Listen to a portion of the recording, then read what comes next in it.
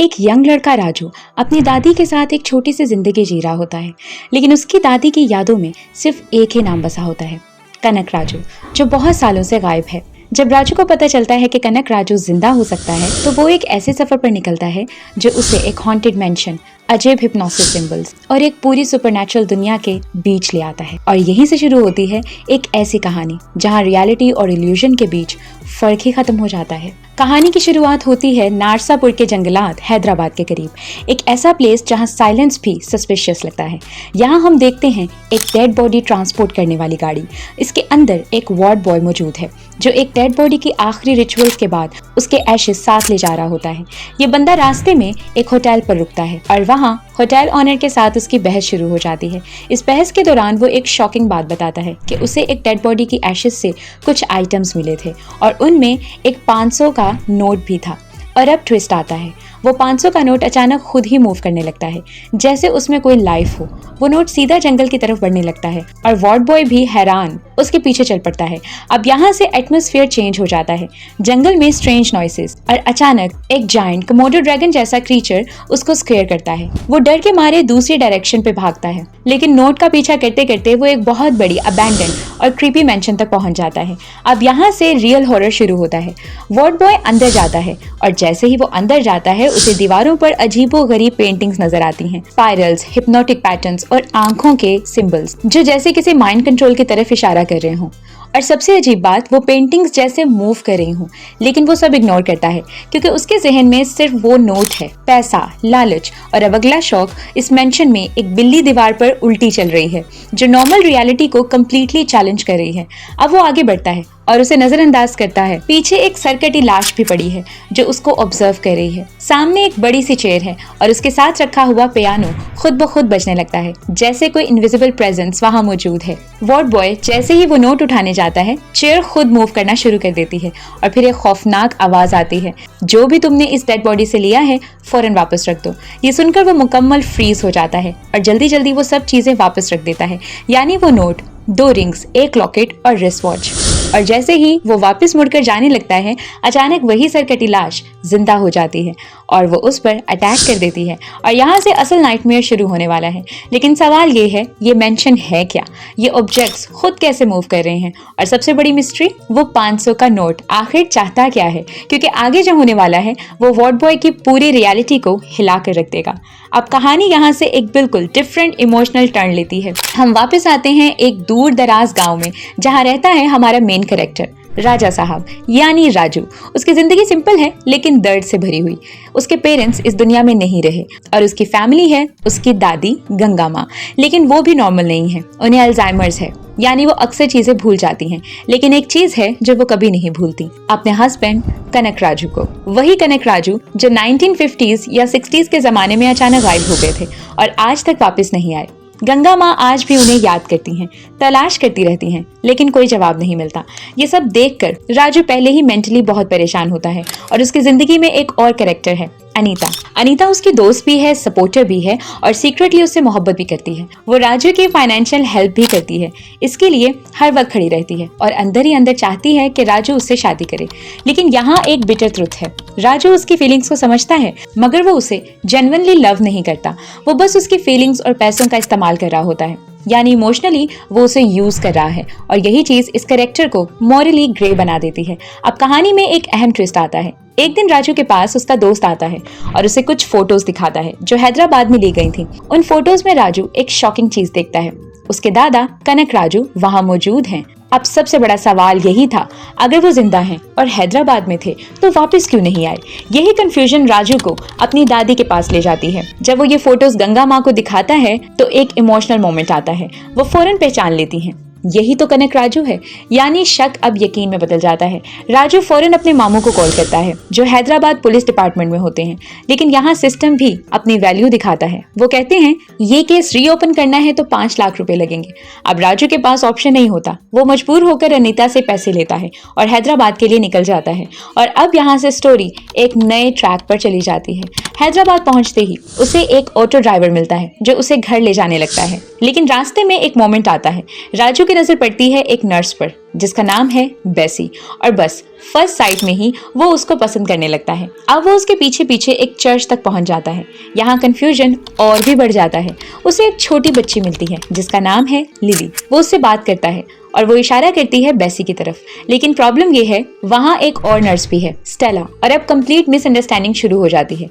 Lily समझती है Raju Stella की बात कर रहा है और वही नाम ले लेती है, और राजू समझ लेता है कि जिसे वो पसंद करता है वो शायद स्टेला है। यही कंफ्यूजन आगे जाकर इमोशंस को और भी मेसी कर देता है। लेकिन फिर एक सॉफ्ट मोमेंट आता है। राजू को बताया जाता है कि लिली को हार्ट प्रॉब्लम है और चर्च उसके इलाज के लिए डोनेशंस जमा कर रहा है। ये सुनकर राजू बगैर सोचे समझे अपने लाए हुए 5 लाख में से 3 लाख डोनेट कर देता है, और वो भी शर्त के साथ कि ये बात किसी को नहीं बतानी। ये मोमेंट बेसी के दिल को टच कर जाता है और वो राजू को एक डिफरेंट लाइट में देखने लगती है। उसकी फ्रेंड उसे समझाती है कि वो नन बनने वाली है, लेकिन अब वो कंफ्यूज है और वो ओपनली कह देती है कि वो राजू को अपना सोलमेट समझने लगी है। यानी एक तरफ अनीता है जो लव कर रही है, दूसरी तरफ बेसी है जो नई होप देख रही है, और दरमियान में राजू है जो खुद क्लियर नहीं है कि वो क्या चाहता है। अब अगला ट्विस्ट आता है। राजू पुलिस स्टेशन जाता है और वहाँ वो इंटेंशनली 3 लाख कम बताता है, यानी वो पैसा हाइड करता है और साथ में एक बड़ी स्टोरी रिवील करता है। वो कहता है उसके दादा कनक राजू एक पुराने सर्वेंट के साथ लिंक थे जिसका नाम था गंगा राजू, और उसकी फैमिली का ताल्लुक एक एंशिएंट किंगडम से था जहां से एक गोल्ड फील्ड ट्रेजर चेस्ट गायब हो गया था, और कहा जाता है कि वो चेस्ट लेकर गंगा राजू फरार हो गया था। और उसी के बाद कनक राजू भी एक लेटर छोड़कर गायब हो गए कि जब तक वो ट्रेजर और वो शख्स नहीं मिलता वो वापस नहीं आएंगे। और अब शॉकिंग पार्ट ये है कि रिसेंटली उन्हें 4 मीनार के इलाके में देखा गया है। ये सुनकर पुलिस फौरन केस रजिस्टर कर लेती है, क्योंकि ये सिर्फ मिसिंग पर्सन का नहीं बल्कि गोल्ड मिस्ट्री केस बन जाता है, और पुलिस का इंटरेस्ट अब सडनली फाइनेंशियल भी हो जाता है। उधर दूसरी तरफ गंगा राजू अब भी कहीं गायब है और लगता है कि वो कुछ बहुत बड़ा राज छुपा रहा है। और अब एक और टर्निंग पॉइंट।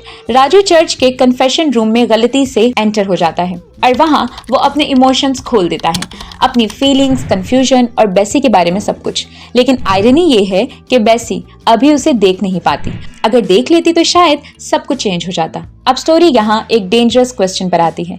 क्या राजू वाकई लव में है या सिर्फ सिचुएशंस में ड्रिफ्ट कर रहा है? क्या अनीता का सेक्रीफाइस सच में लव है या एक्सप्लॉयटेशन? और सबसे बड़ा सवाल, वो हिडन गोल्ड और कनक राजू का राज क्या है? क्योंकि अब जो ट्रुथ सामने आने वाला है वो हर रिलेशनशिप और हर कैरेक्टर को कंप्लीटली ट्रांसफॉर्म कर देगा। अब कहानी यहाँ से एक बहुत बड़े ट्रुथ रिवील मोड में चली जाती है और अब हर चीज का एक एक लेयर खुलना शुरू हो जाता है। असल में जिस चीज को सब लोग सिंपल स्टोरी समझ रहे थे वो एक डीप फ्रॉड, हिप्नोसिस और बिट्रेयल नेटवर्क निकलता है। अब रिवील ये होता है कि बेसी जो नर्स थी वो खुद एक इनोसेंट कैरेक्टर नहीं थी, बल्कि उसके साथ भी एक स्ट्रेंज इंसिडेंट हो चुका था। कुछ टाइम पहले वो एक बच्चे को हॉस्पिटल में एडमिट करवाने गई थी और वहीं उसकी मुलाकात हुई थी कनक राजू से, और ये वो मोमेंट था जिसने सब कुछ चेंज कर दिया। कनक राजू के माथे पर एक मिस्टीरियस सिंबल बना हुआ था जो नॉर्मल इंसान का नहीं लग रहा था। वो लोग बैंक में मौजूद थे और वहाँ कुछ ऐसा हुआ जिसने बेसी को मेंटली ट्रैप कर दिया। कनक राजू ने उसकी आंखों में देखा और एक अजीब सा हिप्नोटिक कंट्रोल एक्टिवेट हो गया। उसके बाद उसके चेहरे के सिंबल्स ग्लो करने लगे और आंखें सुर्ख हो गईं, जैसे कोई सुपरनैचुरल फोर्स एक्टिव हो गई हो। और वो बस एक ही चीज रिपीट करता है, पैसे दे दो। और शॉकिंग बात यह है कि बेसी खुद कंट्रोल में आकर उसे पैसे दे देती है।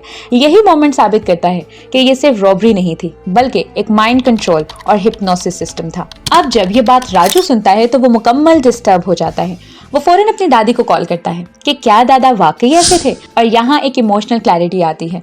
गंगा माँ कहती है कि नहीं, कनक राजू ऐसे नहीं थे, वो तो हमेशा लोगों की मदद करते थे। ये सुनकर राजू थोड़ा काम हो जाता है, लेकिन मिस्ट्री अभी खत्म नहीं होती। उधर वो पुलिस स्टेशन भी जाता है और बाहर से गंगा राजू उस पर नजर रख रहा होता है, जैसे वो हर स्टेप मॉनिटर कर रहा हो। अब अगले सीन में राजू एक कैफे में होता है और यहाँ 2 शॉक्स एक साथ आते हैं। पहला, बेसी का कॉल आता है। वो उसे बुरा भला कहती है और उसे लोफर समझती है क्योंकि अभी तक वो उसे प्रॉपर्ली जानती भी नहीं है। और दूसरा, पुलिस ऑफिसर का कॉल। वो धमकी देता है कि 3 लाख कम है और अगर पैसे पूरे ना हुए तो राजू के मामू के साथ बहुत बुरा होगा। यहाँ करप्शन भी क्लियरली एक्सपोज हो जाता है। अब अचानक एंट्री होती है एक नई कैरेक्टर की, भैरवी। वो आकर राजू को 1 करोड़ रुपए दिखाती है और कहती है कि उसके नाना ने राजू के दादा की बहुत मदद की थी और वो उसी डेट को रीपे करना चाहती है, लेकिन के पैसे वो डायरेक्ट दादा को देगी। और यहाँ से केओस शुरू हो जाता है। चोर अचानक पैसे छीनने की कोशिश करते हैं, लेकिन राजू उनको मार कर पैसे वापस ले आता है। भैरवी उससे बहुत इम्प्रेस हो जाती है और उसे हक करके थैंक यू कहती है और दूर से बैसी ये सब देख लेती है और उसके जहन में फौरन गलत इंप्रेशन बन जाता है, ये लड़का किसी और के साथ क्लोज है और वो इमोशनली पीछे हटने लगती है। यहाँ लव ट्रायंगल कंप्लीटली ब्रेक होना शुरू हो जाता है। भैरवी समझती है कि ये मोमेंट उसके लिए था, लेकिन एक्चुअली मिसअंडरस्टैंडिंग थी। और फिर एक शॉकिंग रियलाइजेशन आता है। राजू को बताया जाता है कि नन कभी शादी नहीं कर सकती। ये सुनकर वो इमोशनली क्रैश हो जाता है और रात को वो बहुत ज्यादा ड्रिंक कर लेता है। इसी हालत में भैरवी दोबारा आती है और वो नशे में उसे प्रपोज कर देता है, लेकिन कंफ्यूजन ये है कि भैरवी समझती है कि ये प्रपोजल वाकई उसके लिए है और यहाँ रिलेशनशिप का एक और इल्यूजन क्रिएट हो जाता है। अब रात में एक और ट्विस्ट आता है। भैरवी को एक कॉल आता है और शौक ये है कि वो कॉलर कोई और नहीं बल्कि गंगा राजू होता है, यानी वही मिस्ट्री मैन जो हर चीज को कंट्रोल कर रहा है। और इससे नाराज होता है और पूछता है कि तुम क्या कर रही हो। भैरवी कहती है कि वो राजू से मोहब्बत करने लगी है और ये सुनकर गंगा राजू डिस्टर्ब हो जाता है और वो गंगा माँ की तस्वीर देखता है और यहाँ रियल कनेक्शन रिवील होता है। अचानक गंगा माँ घर से गायब हो जाती हैं और अनीता राजू को कॉल करके बताती है कि वो हैदराबाद के आसपास देखी गई हैं। राजू फौरन भैरवी के साथ उनको ढूंढने निकल जाता है और रास्ते में वो एक डेंजर सिचुएशन में फंस जाते हैं। कुछ लोग गंगा माँ को लूट रहे होते हैं, उनके गोल्ड बैंगल्स और ज्वेलरी छीनने की कोशिश कर रहे होते हैं, लेकिन भैरवी खुद आगे बढ़कर उनसे लड़ती है और यहाँ राजू पहली बार वाकई इम्प्रेस्ड होता है और फिर दोनों मिलकर उनको बचाते हैं। और राजू अपनी दादी से वादा करता है 2 दिन में दादा को वापस ले आऊंगा। अब अगले दिन पुलिस स्टेशन के बाहर एक और कन्फ्रंटेशन होता है। राजू गंगा राजू को देख लेता है और उस पर अटैक कर देता है और फिर गंगा राजू एक शॉकिंग स्टेटमेंट देता है, ये सब मेरे बारे में नहीं बल्कि तुम्हारे दादा कनक राजू ने ये सब किया है। और अब सब कुछ और भी कॉम्प्लेक्स हो जाता है, लेकिन सबसे बड़ा रिवील अभी बाकी है क्योंकि गंगा राजू फाइनली ट्रुथ खोलता है। वो कहता है कि असल में गंगा माँ कोई सिंपल औरत नहीं थी, वो देवानगर किंगडम की प्रिंसेस थी जिनके पास बेशुमार गोल्ड था। और फिर एक दिन एक फेक बैगर यानी कनक राजू उनकी जिंदगी में आया और एक सिंपल एक्ट से यानी हाथ पकड़ने से सब कुछ स्टार्ट हो गया। और फिर इसी मोमेंट से बिट्रेयल, वायलेंस और ग्रीड की पूरी चेन शुरू हो गई। और अब सवाल ये है, क्या कनक राजू वाकई विलन था या वो भी किसी बड़े कर्ज का हिस्सा था? और वो हिडन ट्रेजर आखिर है कहाँ? क्योंकि अब स्टोरी सिर्फ फैमिली सर्च नहीं रही, ये एक एंशिएंट किंगडम कर्स, हिप्नोसिस और गोल्ड मिस्ट्री बन चुकी है और अगला रिवील सब कुछ डिस्ट्रॉय कर देगा। अब कहानी अपने डार्केस्ट माइथोलॉजिकल और सुपरनैचुरल क्लाइमैक्स में एंटर करती है और अब सारी लेयर्स एक साथ खुलने लगती हैं। असल में कनक राजू का अपमान उसके अंदर एक डेंजरस ट्रांसफॉर्मेशन ट्रिगर कर देता है। उसके ईगो पर लगने वाला ये जख्म अब सिर्फ इंसल्ट नहीं रहता बल्कि एक ऑब्सेशन, ग्रीड और पावर हंगर में बदल जाता है। उसी रात वो एक सिद्ध बैरागी यानी एक ऐसी मिस्टीरियस डिमोनिक स्पिरिचुअल एंटिटी को ढूंढने निकल पड़ता है। और ये कोई आम इंसान नहीं था, ये एक ऐसा बीइंग था जिसके बारे में कहा जाता था कि वो डार्क पावर्स को कंट्रोल कर सकता है। कुछ ही महीनों में कनक राजू उसे तलाश कर लेता है, लेकिन जैसे ही वो उस जगह पहुंचता है वहां की एनर्जी ही डिफरेंट हो जाती है। उसका होश तक इस डार्क ऑरा को बर्दाश्त नहीं कर पाता और मर जाता है। यहाँ से क्लियर हो जाता है कि वो किस लेवल के फोरबिडन वर्ल्ड में एंटर हो चुका है। वो बैरागी को आवाज देता है, लेकिन उसकी स्टूडेंट उसे रोकती है और कहती है कि यहाँ एंट्री आसान नहीं, कुर्बानी देना होगी। और कनक राजू बगैर सोचे अपना ही एक हाथ काट कर कुर्बान कर देता है। ये मोमेंट उसके अंदर के इंसान को कम्प्लीटली खत्म कर देता है और अब वो सिर्फ एम्बिशन और डार्कनेस रह जाता है। ये देखकर वो डिमोनिक बैरागी खुश हो जाता है और उसे एक डार्क वेल के अंदर डाल दिया जाता है, जहां उसे 2 मुकम्मल न्यू मून साइकिल्स तक मंत्रा चैंटिंग करनी होती है। ये कोई सिंपल रिचुअल नहीं था, ये एक कंप्लीट मेंटल और फिजिकल टॉर्चर था। कीड़े मकोड़े, खून पीने वाले शैडोज, हर तरफ डार्कनेस। लेकिन कनक राजू नहीं रुकता, वो इस टॉर्चर को सरवाइव करता है और फाइनली रिचुअल कंप्लीट होने पर उसे कुछ सुपरनैचुरल सिद्धियां मिल जाती हैं और साथ ही उसे एक डिमोनिक प्रसाद दिया जाता है। अब वो पहले वाला इंसान नहीं रहता, वो एक completely transformed power driven entity बन चुका था और यही वो टर्निंग पॉइंट था जिसने पूरे किंगडम की डेस्टिनी बदल दी। अब वो वापस महल पहुंचता है और गंगा देवी को बाहर बुलाता है और वो किसी हिप्नोसिस या अनसीन फोर्स के तहत बाहर आ जाती है। यहाँ तक कि उनके पालतू हाथी भी चीखने लगते हैं, लेकिन कोई उन्हें नहीं सुनता। और फिर कनक राजू उन्हें वही प्रसाद खिलाता है और वो फौरन उसके कंट्रोल में आ जाती हैं। यही वो मोमेंट था जहां असल बिट्रेयल शुरू हुआ। वो उनसे शादी कर लेता है, फिर आहिस्ता आहिस्ता पूरा देवानगर किंगडम का सोना अपने कब्जे में ले लेता है और फिर एक और चाल चलता है। वो गंगा राजू को एक चाबी देता है और झूठा इल्जाम लगा देता है कि चोरी उसी ने की है। इस मैनिपुलेशन के बाद वो खुद सारा गोल्ड लेकर फरार हो जाता है और नतीजा ये निकलता है कि गंगा देवी को अपने ही घर से निकाल दिया जाता है। यानी एक प्रिंसेस को आम इंसान नहीं बल्कि बैगर जैसी जिंदगी में धकेल दिया जाता है। ये सब ट्रॉमा उन्हें मेंटली ब्रेक कर देता है और फिर वक्त के साथ उनका बेटा भी मर जाता है और वो अपनी पूरी लाइफ सिर्फ अपने पोते राजू को संभालने में गुजार देती हैं। यानी एक रॉयल ब्लड लाइन को एक कर्स लाइफ में बदल दिया गया। और अब गंगा राजू रिवील करता है कि कनक राजू आखिरकार नारसापुर जंगल के अंदर छुपा हुआ है और इसीलिए वो लोग वहां जा रहे हैं। अब मौजूदा टाइमलाइन में राजू, भैरवी, मामू और दोस्त सब मिलकर उस जंगल के अंदर उसी अबैंडन मैंशन तक पहुंच जाते हैं और जैसे ही वो अंदर एंटर करते हैं वही हिप्नोटिक सिंबल्स दोबारा सामने आ जाते हैं। ये जगह नॉर्मल नहीं थी, ये एक ट्रैप रियलिटी थी। वार्ड बॉय भी वहाँ किसी न किसी रूम में कैद होता है और जैसे ही मामू इन सिंबल्स को देखते हैं वो भी हिप्नोटिक स्टेट में जाने लगते हैं, लेकिन राजू वक्त पर एक डोर खोल देता है और सब वापस नॉर्मल हो जाते हैं। अब वो एक बड़े रूम में एंटर करते हैं और वहाँ शॉकिंग साइट सामने आती है। पूरा कमरा गोल्ड और मनी से भरा हुआ था। इसी वक्त वार्ड बॉय आकर वार्निंग देता है, ये सब मत छूना, ये प्लेस कर्स्ड है। और फिर असल ट्रुथ रिवील होता है। ये मेंशन दरअसल कनक राजू का फाइनल डोमेन था और वो अब जिंदा नहीं था। वो हॉस्पिटल में हार्ट अटैक से मर चुका था, लेकिन उसने अपनी डेथ के बाद भी इस प्लेस को नहीं छोड़ा क्योंकि उसने अपनी सोल को इस ट्रेजर के साथ बाइंड कर दिया था। यानी ये मेंशन सिर्फ बिल्डिंग नहीं थी, ये उसकी बॉडी और सोल का प्रिजन और किंगडम दोनों था। और उसने वार्ड बॉय को भी इसीलिए इल्यूजन में ट्रैप किया था ताकि उसकी एशेस यहाँ सेफ रहें और वो हमेशा इसी वर्ल्ड में एग्जिस्ट करता रहे। लेकिन अब राजू एक बड़ा फैसला करता है। वो कहता है कि सारा खजाना उसका हक है और वो उसे लेकर ही जाएगा। और इसी मोमेंट पर एक सुपरनैचुरल फोर्स एक्टिवेट हो जाती है। एक बर्ड की शक्ल में एनर्जी साउंड सिस्टम तक जाती है और वहां से कनक राजू की आवाज गूंजती है, ये महल मेरा जिस्म है और खजाना मेरी रूह। यानी वो लिटरली इस जगह के साथ मर्ज हो चुका था और वो मरने के बाद भी अपनी वेल्थ किसी को नहीं देना चाहता। अब टेंशन एक्सट्रीम लेवल पर पहुंच जाती है। राजू फिर भी नहीं डरता और उसे चैलेंज करता है और इसी मोमेंट पर कनक राजू की एशेस का अर्न टूट जाता है और उसकी राख से एक हॉरिफाइंग फॉर्म निकल आती है। अब वो आमने सामने हैं, दादा वर्सेस पोता। और कनक राजू वाजिया कर देता है, तुम यहाँ अपनी मर्जी से नहीं आए, मैंने तुम्हें यहाँ बुलाया है। और ये रिवील होता है कि ये सब चेन, ये ट्रेजर हंट, ये हिप्नोसिस, ये कर्स सब कुछ कनक राजू ने खुद ऑर्केस्ट्रेट किया था। और अब सवाल ये है, क्या राजू इसे रोक पाएगा या वो भी इसी कर्स सिस्टम का हिस्सा बन जाएगा? क्योंकि अब जंग सिर्फ इंसानों की नहीं रही, ये एक soul versus greed versus immortality battle बन चुकी है। अब कहानी अपने फाइनल साइकोलॉजिकल और सुपरनैचुरल वॉर फेज में एंटर हो जाती है और अब ये सिर्फ एक हॉन्टेड मैंशन की स्टोरी नहीं रही बल्कि एक कंप्लीट माइंड कंट्रोल यूनिवर्स बन चुका है। अब सूरत हाल ये है कि कनक राजू ने जो टाइमलाइन प्लान किया था वो ऑलमोस्ट कंप्लीट होने के करीब है और वो वाज़िया तौर पे कहता है कि तीसरी अमावस्या आने वाली है और इस रात एक ऐसा रिचुअल होगा जिसे कोई रोक नहीं सकेगा और इसी के बाद उसकी पावर परमानेंटली लॉक हो जाएगी। यानी अब गेम खत्म होने वाला है या फिर दुनिया चेंज होने वाली है। इधर राजू और बाकी सब लोग इस कर्स्ड मेंशन से बाहर निकलने की कोशिश करते हैं, लेकिन शॉकिंग ट्विस्ट ये है कि मेन डोर ही गायब हो चुका है और वार्ड बॉय एक्सप्लेन करता है कि ये कोई नॉर्मल बिल्डिंग नहीं, ये माया महल है। यानी ऐसी जगह जहां तुम आ सकते हो लेकिन बाहर नहीं जा सकते जब तक कनक राजू इजाजत ना दे। ये एक रियलिटी ट्रैप है। वो लोग दूसरे एग्जिस्ट तलाश करते हैं, लेकिन अगले ही मोमेंट एक और इम्पॉसिबल चीज देखते हैं। जंगल के बीच से एक बगैर पटरियों वाली ट्रेन निकल रही है। यानी रियलिटी कंप्लीटली डिस्टॉर्ट हो चुकी है और हर चीज इल्यूजन में बदल रही है। इसी दौरान एक और शॉकिंग इवेंट होता है। गंगा माँ को ख्वाब आता है और इस ख्वाब में कनक राजू उसे मुसलसल मेंशन की तरफ बुला रहा होता है और वो कहता है कि मैं खत्म होने वाला हूँ और तुम्हें आना ही होगा।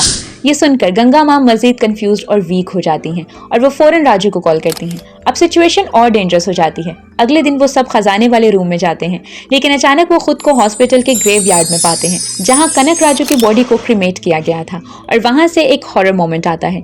उसकी जलती हुई लाश वापस रिएक्ट करने लगती है, यानी डेड बॉडी भी अब इल्यूजन का हिस्सा है। यहाँ सबको फाइनली समझ आ जाता है कि मेंशन असल में फिजिकल जगह नहीं बल्कि एक साइकोलॉजिकल और हिप्नोटिक ट्रैप डायमेंशन है जहाँ झूठ को सच बनाया जा सकता है, सच को झूठ दिखाया जा सकता है और इंसानों के माइंड को कंट्रोल किया जा सकता है। और कनक राजू इसी सिस्टम का मास्टर है। वो लोग स्केप करने की कोशिश करते हैं, विंडो से रोप डालकर बाहर निकलने का प्लान बनाते हैं, लेकिन ये अटेम्प्ट नाकाम हो जाता है। इसी दौरान एक गाड़ी आती है और वो गाड़ी है बेसी की, जो यहाँ अपने रीजन से पहुंचती है और इसके साथ एक और शख्स भी है। बेसी और राजू की मुलाकात होती है और यहाँ इमोशनल कंफ्यूजन बढ़ जाता है। बेसी बताती है कि वो एक्चुअली फुल टाइम नन नहीं बनी थी, वो सिर्फ चर्च में स्टूडेंट थी, यानी उसकी आइडेंटिटी भी हाफ ट्रुथ थी। उसी वक्त एक और केओटिक ट्विस्ट होता है। बेसी एक ट्रेजर रूम में जाती है और वहाँ एक घोस्ट एंटिटी उसे अटैक करती है और वो बेयरली एस्केप करती है। अब लव ट्रायंगल कंप्लीटली अनस्टेबल हो जाता है। राजू बेसी के करीब जा रहा है, बेसी कंफ्यूज है और भैरवी जेलस फील कर रही है। लेकिन अगला शॉकिंग इमोशनल मोमेंट ये है, राजू फाइनली बेसी को प्रपोज कर देता है और बेसी भी एक्सेप्ट कर लेती है क्योंकि वो भी सीक्रेटली उससे इमोशनली अटैच थी। लेकिन उसी वक्त बैकग्राउंड में कनक राजू की डार्क एक्टिविटी कंटिन्यू रहती है। वो अपनी कर्स डायमेंशन में रिचुअल सेक्रीफाइस परफॉर्म करता रहता है, यानी पैरेलल में एक तरफ लव स्टोरी, दूसरी तरफ डार्क रिचुअल और दरमियान में कर्स्ड मेंशन रियलिटी। अगले दिन एक और ट्विस्ट आता है। भैरवी और बेसी का डायरेक्ट कन्फ्रंटेशन होता है, लेकिन राजू अचानक बिहेवियर चेंज कर देता है और खुद को पोजेस जाहिर करने लगता है। वो कनक राजू की चेयर पर बैठ जाता है और सडनली उसकी वॉइस चेंज हो जाती है। अब हॉरर पीक पर पहुंच जाता है। राजू की आवाज बदलकर वार्निंग देती है और उसी वक्त उसकी दादी का कॉल आता है। लेकिन कॉल के दौरान राजू की वॉइस कंप्लीटली ट्रांसफॉर्म हो जाती है और वो कहता है, तुम्हारा हस्बैंड मरने वाला है, यानी कंट्रोल ग्रेजुअली कंप्लीट हो रहा है। अब सबको शक होने लगता है कि राजू भी कर्ज में जा रहा है। अगले दिन वो अपॉलॉजी देता है, लेकिन डैमेज ऑलरेडी हो चुका है। उसी वक्त बेसी एक एक्सपर्ट पर्सन को बुलाती है, पद्मा भूषण, एक पैरानॉर्मल साइकियाट्रिस्ट और रिसर्चर। वो मेंशन का एनालिसिस करता है और शॉकिंग कंक्लूजन देता है। वो कहता है ये कोई घोस्ट स्टोरी नहीं है, ये एक कंट्रोल हिप्नोसिस सिस्टम है और कनक राजू एक नॉर्मल तांत्रिक नहीं, बल्कि वो साइकियाट्रिस्ट भी है, हिप्नोटिस्ट भी है और मैनिपुलेटर भी है। वो पूरी मेंशन को एक्सप्लेन करता है कि यहाँ hypnosis symbols, illusion triggers, emotional manipulation cues सब कुछ स्ट्रेटेजिकली प्लेस्ड हैं। और असल सीक्रेट ये है कि कनक राजू ने सबके थॉट प्रोसेस को लॉक कर दिया है, यानी वो लोगों के माइंड के अंदर एग्जिट ऑप्शन ही डिसेबल कर देता है। और अब फाइनल वार्निंग आती है, और अगर तीसरी अमावस्या का रिचुअल कंप्लीट हो गया तो ये पूरा इल्यूजन परमानेंटली रियलिटी बन जाएगा और फिर एस्केप इम्पॉसिबल हो जाएगा। और अब सवाल सिर्फ एक है, क्या राजू इस माइंड ट्रैप को तोड़ पाएगा या वो खुद भी हमेशा के लिए इस माया महल का हिस्सा बन जाएगा? क्योंकि अब जंग सिर्फ बाहर की नहीं रही, ये जंग माइंड, रियलिटी और आइडेंटिटी की है। अब कहानी अपने अल्टीमेट साइकोलॉजिकल ब्रेकडाउन और रियलिटी कोलैप्स फेज में पहुंच जाती है और अब ये वाज़ह हो जाता है कि कनक राजू सिर्फ एक विलन नहीं, बल्कि एक कंप्लीट माइंड डायमेंशन कंट्रोलर है। अब रेवलेशन ये है कि राजू और बाकी सबको इससे बचने का एक ही तरीका बताया जाता है कि वो अपने सबकॉन्शियस माइंड के अंदर एक सेपरेट वर्ल्ड क्रिएट करें, जहां वो अपने थॉट्स को लॉक कर सकें ताकि कनक राजू उन तक पहुंच ना सके। यानी जंग अब बाहर की नहीं रही, ये जंग माइंड वर्सेस माइंड बन चुकी है। इस एक्सप्लेनेशन के बाद खुद पद्मा भूषण राजू को ट्रांस में ले जाता है और उसे एक पीसफुल जगह दिखाई जाती है, समंदर के किनारे। लेकिन फौरन ही कनक राजू इस ट्रांस को हाईजैक कर लेता है और राजू को सीधा एक हॉरर विजन में फेंक देता है, जहां वो देखता है कि कनक राजू 3 लोगों के गले काट रहा है। और इसी शौक से राजू वापस असल दुनिया में आ जाता है। अब पद्मा भूषण डिसाइड करता है कि उन्हें वो रियल रूम देखना होगा जहां से ये सब इल्यूजन क्रिएट हो रहा है। और जब वो वहां पहुंचते हैं तो शौक ये होता है कि वहां वाकई एक वेल मौजूद है और उसके अंदर 3 सरकटी लाशें लटकी हुई हैं। यानी जो राजू ने हेलुसिनेशन में देखा था वो शायद रियलिटी भी था, या फिर रियलिटी और इल्यूजन दोनों मर्ज हो चुके थे। ये देखकर सब लोग पैनिक में वहां से भाग जाते हैं और उसी वक्त कनक राजू सामने आ जाता है। वो पद्मा भूषण से बात करता है और कहता है कि उसने उसे यहाँ इसलिए आने दिया है ताकि वो उसकी हकीकत को एक्सपोज ना करे, बल्कि उसकी टेरर आइडेंटिटी को स्प्रेड करे। यानी वो चाहता है कि लोग उसे समझे नहीं, सिर्फ डरे। अब वो पद्मा भूषण को भी हिप्नोटाइज करने की कोशिश करता है, लेकिन वो ट्रेंड होता है, इसलिए इनिशियली रेजिस्ट करता है। लेकिन कनक राजू फिर भी उससे आगे निकल जाता है और उसे एक डेवास्टेटिंग विजन दिखाता है उसकी अपनी पोती की डेथ का। ये इमोशनल ट्रिगर उसे कंप्लीटली ब्रेक कर देता है और इसी मोमेंट पर कनक राजू गायब हो जाता है।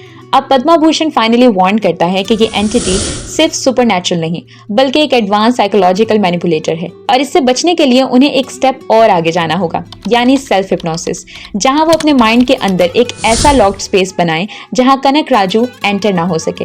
ये कॉन्सेप्ट बिल्कुल ऐसा है जैसे माइंड के अंदर एक सीक्रेट वॉल्ट, जहां तुम अपनी थॉट्स हाइड कर दो और उसकी की खुद भी ना ढूंढ सको। वो एक एंशिएंट बुक का रेफरेंस देता है जिसमें लिखा है कि अगर कोई शास्त्रा चक्रा को कंट्रोल करे तो वो उस इल्यूजन को ब्रेक कर सकता है, लेकिन उसके लिए ईयर्स ऑफ स्पिरिचुअल प्रैक्टिस चाहिए। लेकिन वो ये भी कहता है कि अगर कोई स्ट्रॉन्ग इमोशंस के साथ कोशिश करे तो शायद वो इस सिस्टम को डिस्टर्ब कर सके। लेकिन जैसे ही वो ये एक्सप्लेनेशन मुकम्मल करने वाला होता है, किताब अचानक खुद ब खुद जल जाती है। यानी किंग राजू ने नॉलेज सोर्स ही डिस्ट्रॉय कर दिया और उसी वक्त एक इनविजिबल फोर्स पद्मा भूषण को उठाकर बाहर फेंक देती है और वो कहीं गायब हो जाता है। उसका स्टेटस अननोन हो जाता है। अब अगला सीन मुकम्मल केओस है। राजू, बेसी, भैरवी और अनीता सब एक साथ आ जाते हैं और सिचुएशन इमोशनली एक्सप्लोड हो जाती है। भैरवी गुस्से में राजू को कन्फ्रंट करती है, बेसी कंफ्यूज और हर्ट है और अनीता भी फाइनली अपनी फीलिंग्स कन्फेस कर देती है। यानी एक ही वक्त में 3 लड़कियां, एक कंफ्यूज लड़का और एक mind control horror system. Bhairavi बोलती है कि उसे चूज करना होगा, यानी इमोशनल प्रेशर पीक पर है। उसी वक्त गंगा राजू को कनक राजू का इल्यूजन आता है और वो उसे हुक्म देता है कि गंगा माँ को वापस मेंशन ले आओ। यहाँ नैरेटिव और भी कंफ्यूजिंग हो जाता है क्योंकि नेम्स, आइडेंटिटीज और रियलिटीज सब मिक्स हो रहे हैं। गंगा राजू गंगा माँ के पास जाता है लेकिन वो उसे देखकर शॉक में आ जाती है और सडनली उनकी हेल्थ कोलैप्स हो जाती है, यानी उन्हें स्ट्रोक आ जाता है। उन्हें हॉस्पिटल ले जाया जाता है और गंगा राजू फौरन राजू को कॉल करता है। राजू पैनिक में हॉस्पिटल पहुंचता है लेकिन यहाँ एक टेरिफाइंग ट्विस्ट आता है। कोई उसे देख ही नहीं रहा, कोई उसे सुन ही नहीं रहा और फिर कनक राजू की वॉइस आती है और वो कहता है तुम हॉस्पिटल में हो ही नहीं, ये सब भी इल्यूजन है। ये मोमेंट पूरी रियलिटी को कोलैप्स कर देता है और फिर वो फाइनल ट्रुथ रिवील करता है कि ये पूरा सिस्टम एक इंजीनियर्ड इल्यूजन लूप है। उसने गंगा माँ को अलग इसलिए किया ताकि तीसरी अमावस्या पर वो उन्हें किल कर सके। और सबसे हॉरिफाइंग रेवलेशन ये है कि कनक राजू ने पहले ही एक रिचुअल परफॉर्म किया था ताकि वो दोबारा एग्जिस्टेंस हासिल कर सके और शर्त ये थी कि उसकी डेथ हो लेकिन उसकी वाइफ नेचुरल डेथ मरे ताकि वो दोबारा किसी फॉर्म में रिटर्न कर सके। यानी ये पूरा प्लान पहले से स्क्रिप्टेड था। अब सवाल सिर्फ ये रह जाता है, क्या राजू इस इल्यूजन लूप से बाहर निकल सकता है या वो भी कनक राजू के माइंड यूनिवर्स का परमानेंट पार्ट बन जाएगा? क्योंकि अब हकीकत और इल्यूजन के दरमियान कोई लाइन बाकी नहीं रही। अब कहानी अपने अल्टीमेट क्लाइमैक्स और full cosmic mind war ending में एंटर करती है और अब कनक राजू का असल प्लान मुकम्मल तौर पर रिवील हो जाता है। कनक राजू वाज़ेह करता है कि ये सब कुछ उसने क्यों किया। असल मकसद ये था कि उसके पिछले गुनाह खत्म हो जाएं और वो दोबारा एक नया जन्म हासिल कर सके और इसीलिए उसने राजू को गंगा माँ से दूर किया, उसे मेंटली टॉर्चर किया और उसे डेथ के करीब ले आया। लेकिन अब राजू के अंदर गुस्सा एक्सप्लोड कर जाता है और वो अकेला ही मेंशन के अंदर जाता है एक मशल लेकर और वो पूरा खजाना जलाने लगता है क्योंकि अब उसके लिए माल नहीं इंतकाम अहम था। लेकिन उसी मोमेंट पर कनक राजू आ जाता है और शॉकिंग ट्रुथ बताता है कि वो जिसको जला रहा है वो खजाना नहीं बल्कि वो हॉस्पिटल में अपनी दादी को जला रहा है क्योंकि वो अब भी एक हिप्नोटिक ट्रांस लूप में था। यानी हकीकत ये थी कि राजू कभी मेंशन से निकला ही नहीं था और हॉस्पिटल वाला सीन भी कनक राजू ने क्रिएट किया था। अब जैसे ही राजू होश में आता है वो देखता है कि उसकी दादी वाकई जल गई है, उनके पांव तक जख्मी हो चुके हैं। नर्स चीख उठती है और फौरन आग बुझाई जाती है और उसी लम्हे एक और ट्विस्ट आता है। राजू एक सेकंड के लिए फिर मेंशन में चला जाता है और उसे एहसास होता है कि वो 2 रियलिटीज में ट्रैप्ड है, हॉस्पिटल रियलिटी और मेंशन रियलिटी, दोनों एक साथ चल रही हैं। कनक राजू उसे बताता है कि अब वो मुकम्मल तौर पर उसके डुअल ट्रांस सिस्टम में फंस चुका है और बाहर निकलना तकरीबन नामुमकिन है। राजू टूट जाता है, वो रोने लगता है, खुद को तोड़ने की कोशिश करता है, यहाँ तक कि सेल्फ हिप्नोसिस से निकलने की कोशिश भी करता है लेकिन फेल हो जाता है। फिर उसे याद आता है गंगा माँ की बात, उसका रॉयल ब्लड और पद्मा भूषण का कॉन्सेप्ट कि उसे अपना फोकस पॉइंट क्रिएट करना होगा और वो एक मेंटल वर्ल्ड क्रिएट करता है जहां उसकी दादी एक देवानगर किंगडम की क्वीन है और यही विजुअलाइजेशन उसे स्ट्रेंथ देता है और अब वो कनक राजू के ट्रांस से पार्शली आजाद हो जाता है। कनक राजू उसे दोबारा पुल करने की कोशिश करता है लेकिन राजू अब मेंटली स्टेबल हो रहा था। वो पूरे खजाने को आग लगा देता है और ये एक्ट सिंबॉलिक था, यानी वो फियर, ग्रीड और इल्यूजन को डिस्ट्रॉय कर रहा था। लेकिन कनक राजू जवाब में एक मिस्टिक क्रोकोडाइल समन करता है जो राजू पर अटैक करता है। राजू उसे भी मार देता है। फिर कनक राजू मजीद डेंजरस मूव करता है, वो स्टैचू सोल्जर्स को अलाइव कर देता है जो राजू को घेर लेते हैं लेकिन राजू अपनी एनर्जी से उन्हें जला देता है। अब कनक राजू उसे एक सैंड ओशन ट्रैप में फेंक देता है लेकिन उसकी दादी की आवाज उसे बचा लेती है और यहाँ रिवील होता है कि राजू अब अपने इमोशंस के पीक पर पहुंच चुका है। एंगर, फियर, लव, ग्रीफ सब मैक्सिमम लेवल पर हैं और यही वो मोमेंट था जिसका इंतजार था क्योंकि कनक राजू कहता है कि अब राजू के तमाम चक्रास एक्टिवेट हो चुके हैं और अगर ये एनर्जी कंप्लीट हो गई तो पूरा यूनिवर्स भी उसके साथ अलाइन हो जाएगा।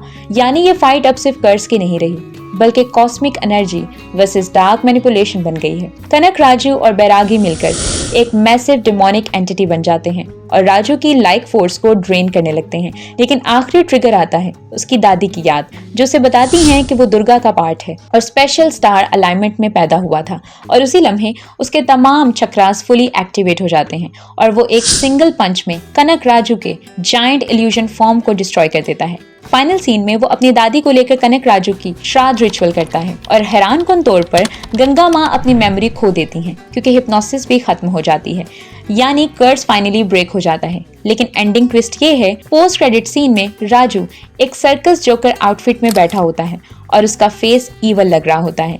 यानी फाइनल क्वेश्चन ये है, क्या कर्स वाकई खत्म हुआ था या अब एक नया वर्जन शुरू हो चुका है? और इसी के साथ मूवी एंड हो जाती है। दी राजा साहब एक ऐसी हॉरर कॉमेडी फिल्म थी जिसको रिलीज से पहले काफी हाइप मिली, लेकिन रिलीज के बाद सिचुएशन बिल्कुल उलट हो गई। क्रिटिक्स और ऑडियंस दोनों तरफ से फिल्म को मोस्टली नेगेटिव रिस्पॉन्स मिला और ओवरऑल कंसेंसस यही बना कि आइडिया स्ट्रॉन्ग था, एग्जीक्यूशन बिल्कुल वीक। फिल्म का सबसे बड़ा इशू उसका डिसजॉइंटेड स्क्रीन प्ले था। स्टोरी एक जगह से दूसरी जगह जंप करती रहती है, जैसे मल्टीपल आइडियाज को जोड़कर एक लंबी फिल्म बना दी गई हो, लेकिन उन आइडियाज को प्रॉपर्ली कनेक्ट नहीं किया गया। हॉरर कॉमेडी जैसा जॉनरा जहां टाइमिंग और बैलेंस सब कुछ होता है, वहां फिल्म अक्सर कंफ्यूज लगती है। कब डरना है और कब हंसना है, ये क्लैरिटी मिसिंग थी।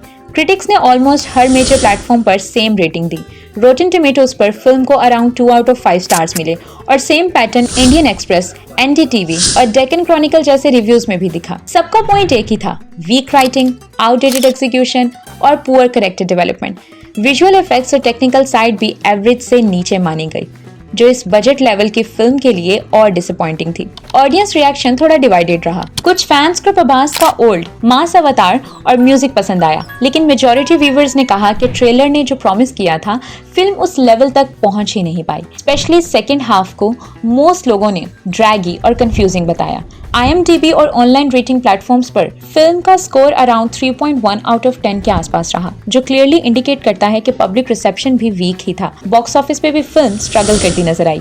अराउंड 400 to 450 करोड़ के हैवी बजट के अगेंस्ट वर्ल्ड वाइड कलेक्शन सिर्फ अप्रॉक्स 206 करोड़ तक ही पहुंच सका। इस वजह से फिल्म को कमर्शियल डिजास्टर माना गया और एक्सपेक्टेड मोमेंटम कभी बिल्ड ही नहीं हो पाया। सिर्फ एक चीज जहां फिल्म थोड़ी सी होल्ड करती है, वो है प्रभास का स्क्रीन प्रेजेंस।